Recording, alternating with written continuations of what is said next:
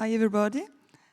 So my name is Véronique Corvec. I am from EDF R&D and I am in charge of the R&D project which takes in charge all the development, generic development in Codaster and Salome Meca.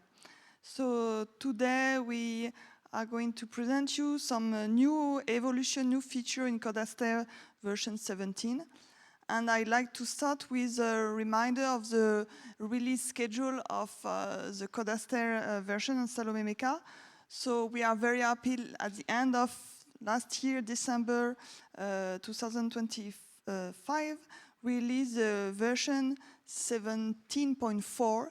So it was, it is a version which was unstable, and now it is becoming the stable version for Codaster, and all new features are available in qualified. It will be very soon qualified for EDF studies.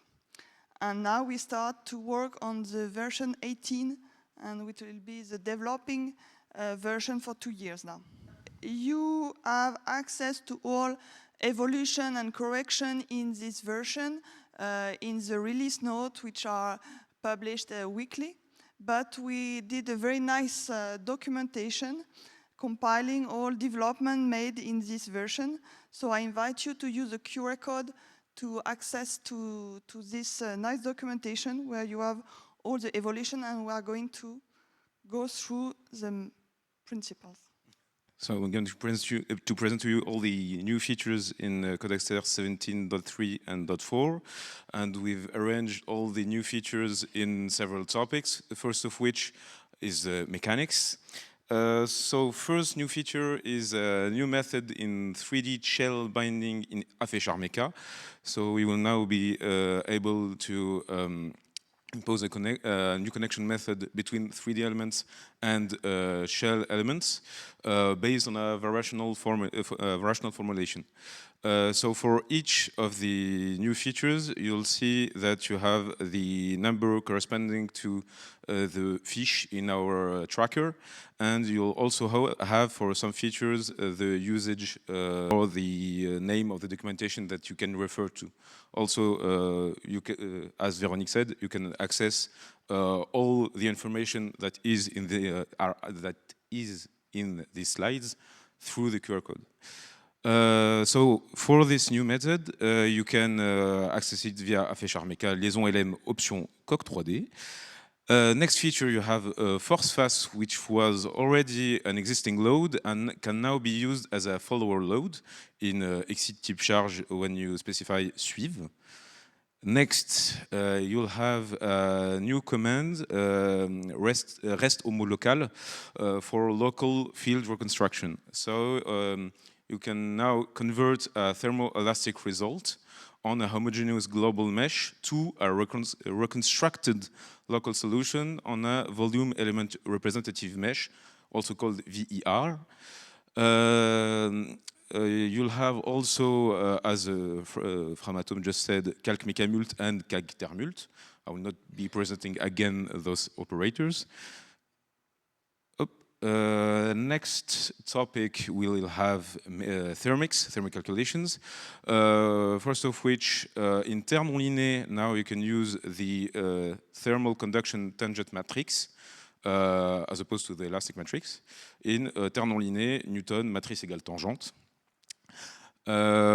In sèche non-liné, you will now be able to use that new operator for the calculation of the concrete desiccation.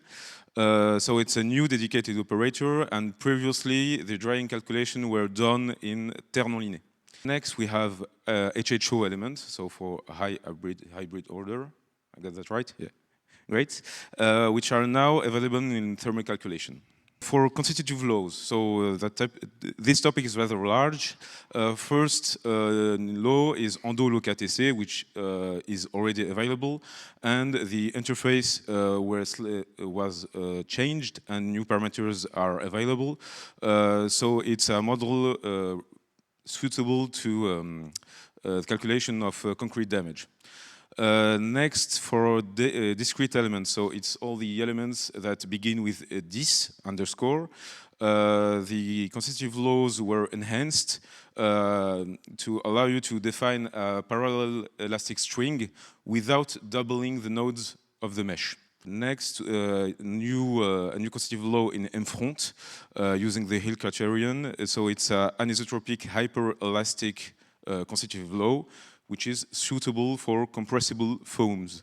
Next constitutive law is Visc isotoplas, which is suitable for irradiated steel.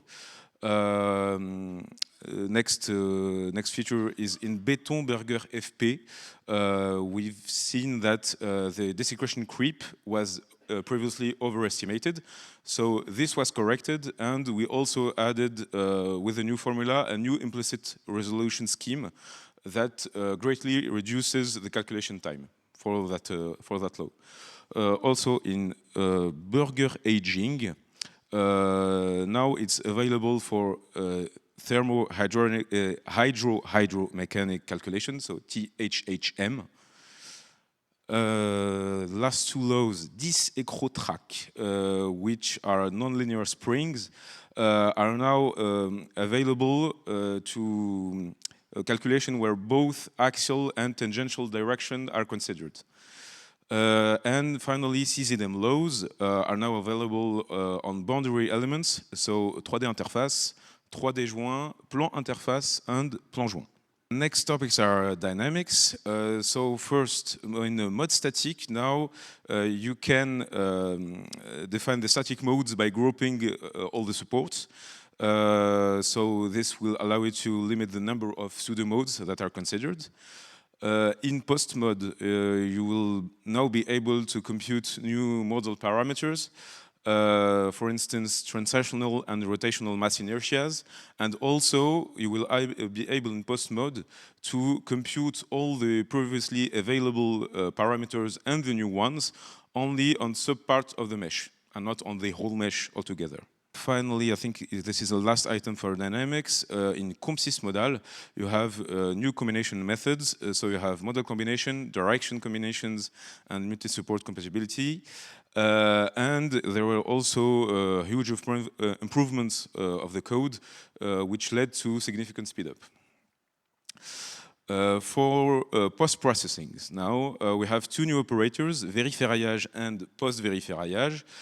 So vériferrayage computes the margins of the reinforcement of shell elements given a reference local field.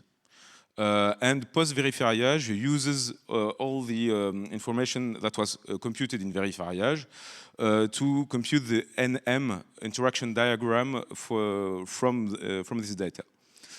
Next, we have also two new operators that were previously discussed, which are creacoup and extracoup, that are new commands that replace maclincoup. We have two new features, so both contact and friction. First is the augmented Lagrangian augmenté, quoi, voilà. So it's a Morther method. So augmented Lagrangian formulation, and it uses generalized Newton resolution. So there are two variants. First is Allard and Kernier, and second is Poulos and Renard. And the second feature is contact friction with penalization. So it's actually a degradation of the first method, and it uses a single coefficient for both contact and friction. So you can use this method with algo compte égale pénalisation, for instance. For fracture mechanics, we have several new features. So I listed them.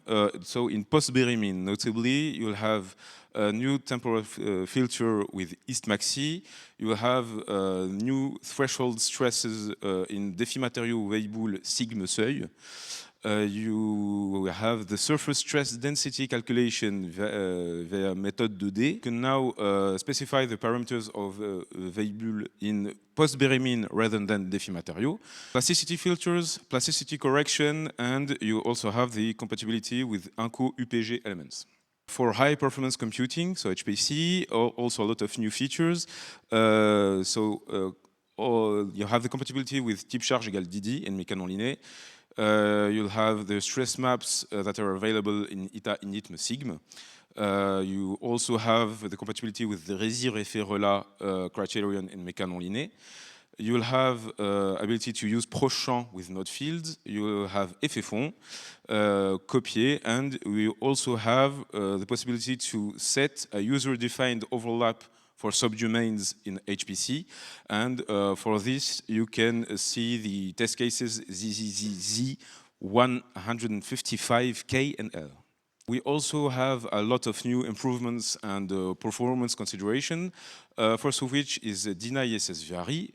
So we optimized the way we compute the coherence matrix, the eigenvalues, and the energy, and you have up to a ×10 speedup. For rest genefis, you have a ×5 speedup on the operator, and you also have a new keyword, envelope, which was added to compute the maximum envelopes at each instance as the calculation progresses. And in l'ermaillage, so you have up to a ×40 speed up, which is quite good for really big meshes. And we had we were forced to remove the name of the nodes and the meshes. So in créamaillage, we removed prefmaille, prefneu, and prefnum. Finally, I think it's the last slide for me. We optimized the interface between mFront and Codaster, redesigning the routine code management. In Beam elements, we changed the way we define section orientation, and the Beam element local coordinate system. You can see that in AFEC-RLM. And finally, for pipe elements, there were improved integration, so it's TUO3M and TUO6M. So we corrected some numerical inaccuracies. So there's a big list of evolution and improvement. These are only the main evolution between 17.2 and 17.4. In version 17, I count that there is more than 1,300 issues that we treated, and it's 500,000 lines of code. And I would like to thank all developers from EDF. So Mathieu Courtois, Nicolas Selnay, Nicolas Tardieu, Nicolas Pignet, Michael Abbas, and Mustapha. All developers, I'm sorry for those I didn't name, and also external contributor like from Atom, and everybody for this very nice version. And so since we want to make Codaster great again in version 18, sorry. So we are working on 3 projects, 3 main projects this year. So the first one started last year, and it's Mathieu Courtois, Nicolas Selnay.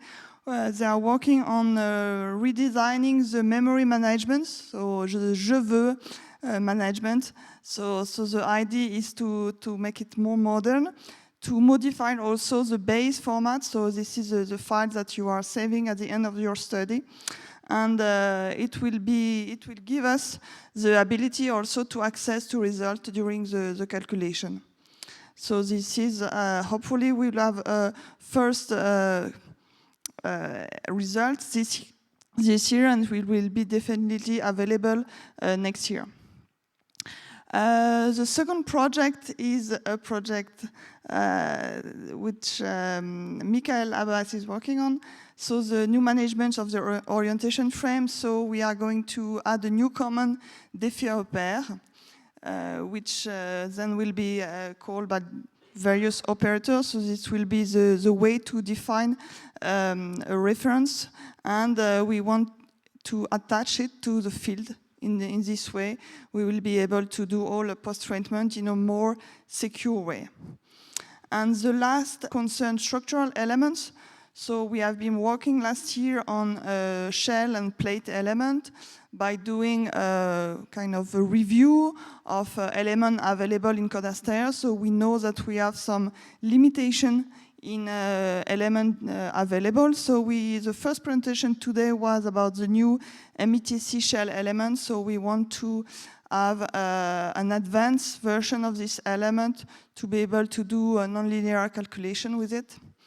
And we will also improve elements which are already available, maybe remove some of them, which we consider are not very robust, and improve test case and documentation. Thank you.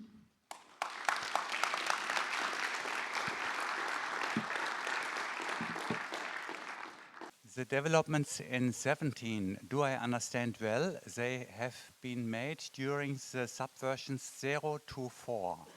Is it true, this? Yes, no, what we presented here is only from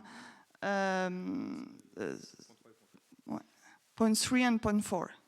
Because last year, we already presented the point 1 and point 2. So we didn't do replay, but the documentation you have, the documentation compile everything from 17.1. That was my next question. It was your second slide, yes, this one.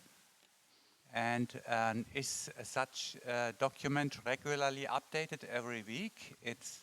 No, this one, no. This one, you have every week, you have the histor file, which is telling you in the actual version, so the version 18, all new development available. And so this one is done, I did it last year for 17.1 and point 2, and I updated it this year for compiling all the weekly documentation. I do this. Okay, so this is a more stable document, yes. But it is done only once, it is updated only once a year? Yes. This one will not be updated anymore because the version 17, we will do only some correction now. Yeah. So no more new feature. So this one will not be updated.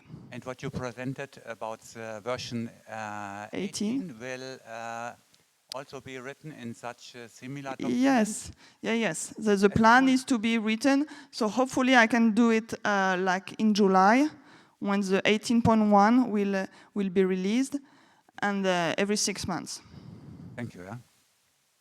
Thank you very much. I have just comment about validation of the code. Validation, physical validation. You know, for regularity, it's very important part in the software.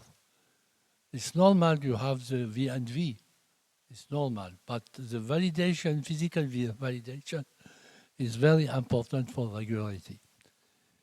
L'arrêté qualité, ça c'est français, nous oblige à vérifier avec le code que le problème physique qu'on essaye de résoudre, il est bien résolu par le logiciel dans ses options.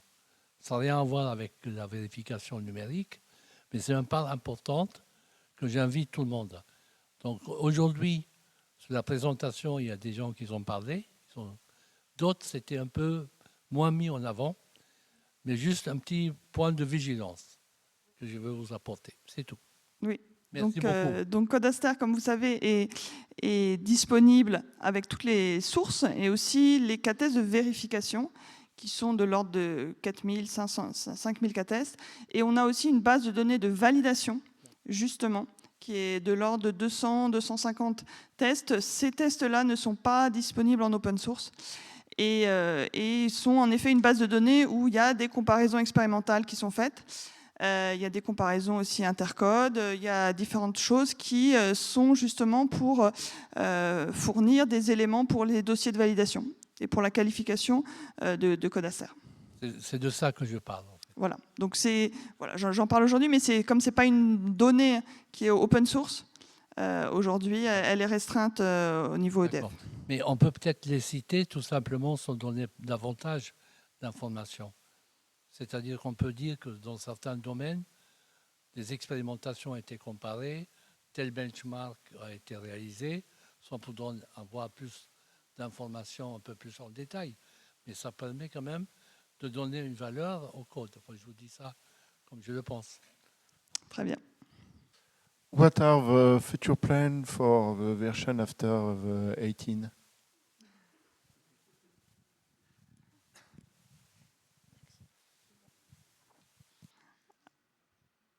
After 18, it will be 19.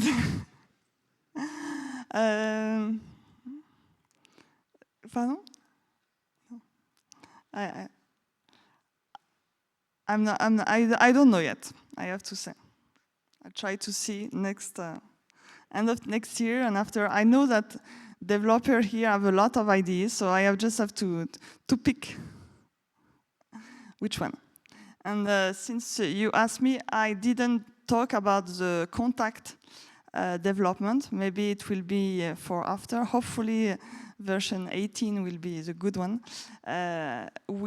So Mustapha presented, we had the two big evolution in version 17 for contact, and I saw that today in the presentation it was a big feature which is regular use.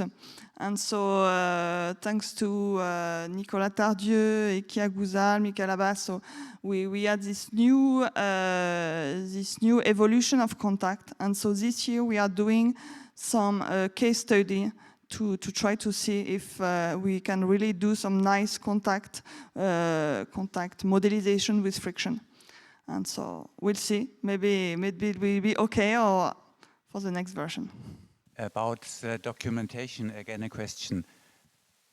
And in the earlier documentation, it was always a complete PDF document, and there was the date. And in the new documentation, there's no date, so I don't understand if it is up to date or how old it is. And then also the search function, if I search for any keyword, it seems to me that in the old PDF format it was easier, because here I can't search the whole document. I have to click through all the sections.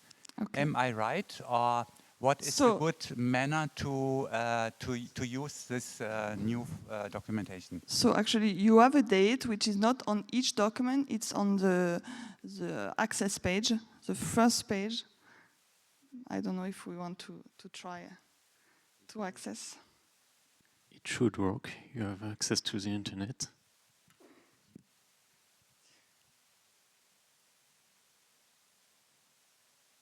And so there was the date, sorry, the second one, and the search. Yes, we are trying to work on it. Actually, you can not search only on the section, you can search in all the document. You have to do Control K, I think, to be able to search in all the document. Or not all the in one document. It's possible now to search in the whole document? Yes. I never have seen that. Okay, maybe I will show you later. But it's working. If you in one document you can search, and also if you go to the front page, you will have written the date of publication of the documentation. And the search is done with Control K. Yes, Control K. Okay.